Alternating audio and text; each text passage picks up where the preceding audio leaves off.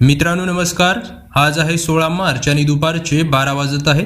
मित्रांनो आज सकाळपासूनच राज्यातील बऱ्याचशा जिल्ह्यांच्या वातावरणामध्ये बदल झालेला आहे आणि दुपार आणि संध्याकाळच्या दरम्यान खास करून दुपारनंतर राज्यातील बहुतांश जिल्ह्यांमध्ये या ठिकाणी वातावरणात मोठा बदल होऊन आपल्याला बऱ्याचशा भागात जोरदार वादळी स्वरूपाचा पाऊस बघायला मिळू शकतो। तर काही जिल्ह्यांना या ठिकाणी गारपिटीचा अलर्ट देखील या ठिकाणी हवामान खात्याकडून वर्तवण्यात आलेली आहे।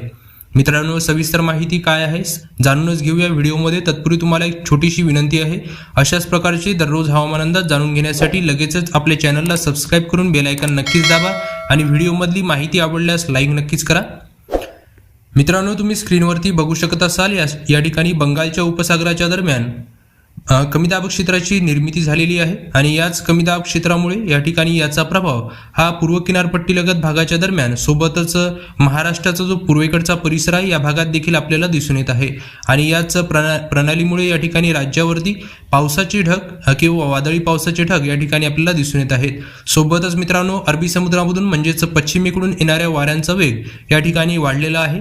यामुळे महाराष्ट्राचा जो पश्चिमेकडचा भाग आहे म्हणजेच पश्चिम महाराष्ट्र, मराठवाडा, त्यानंतर कोकण किनारपट्टीचा दक्षिणेकडचा परिसर या भागात देखील या ठिकाणी हलक्या पावसाचे ढग आपल्याला अरबी समुद्रामधून येताना बघायला मिळत आहेत आणि या भागात देखील हलक्या पावसाचे वातावरण आज दुपार ते संध्याकाळच्या दरम्यान आपल्याला बघायला मिळू शकते।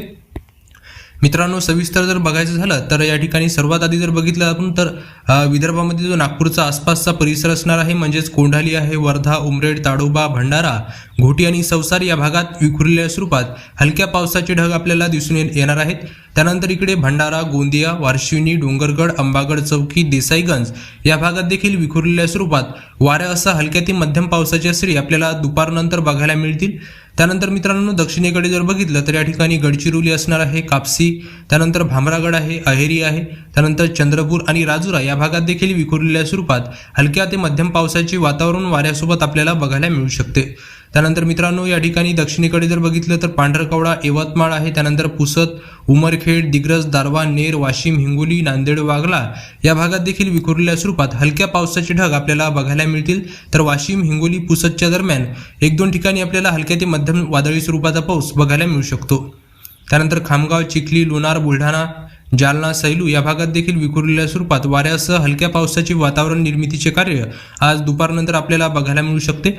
त्यानंतर मित्रांनो या ठिकाणी पश्चिम महाराष्ट्राचा आणि मध्य महाराष्ट्राचा जो दक्षिणेकडचा भाग आहे म्हणजेच माजलगाव आहे, बीड आहे, जामखेड, करमाळा, इंदापूर, पंढरपूर, सोलापूर, तुळजापूर, पेठ, बार्शी, त्यानंतर धाराशिव आहे, लातूर आहे, बसव कल्याण, अहमदपूर आणि परळी हा जेवढा पण दक्षिणेकडचा परिसर आहे या भागात विखुरलेल्या स्वरूपात दुपारनंतर आपल्याला ढगाळ वातावरण बघायला मिळेल। तर काही प्रदेशामध्ये वाऱ्यासह हलक्या ते मध्यम पावसाच्या सरी सुद्धा बघायला मिळू शकतात। सर्वत्र पावसाची शक्यता राहणार नाही, परंतु विखुरलेल्या स्वरूपात ठिकठिकाणी या भागात आपल्याला हलक्या ते मध्यम स्वरूपाचा पाऊस वादळी वाऱ्यासह बघायला मिळू शकतो।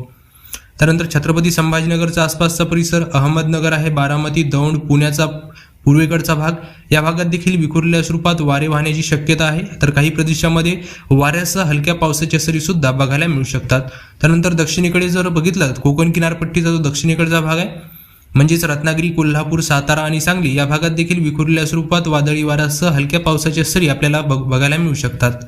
एकंदरीत जर बघितलं मित्रांनो तर राज्यातील बहुतांश भागातील वातावरणाची स्थिती या ठिकाणी आपल्याला बदललेली बघायला मिळत आहे।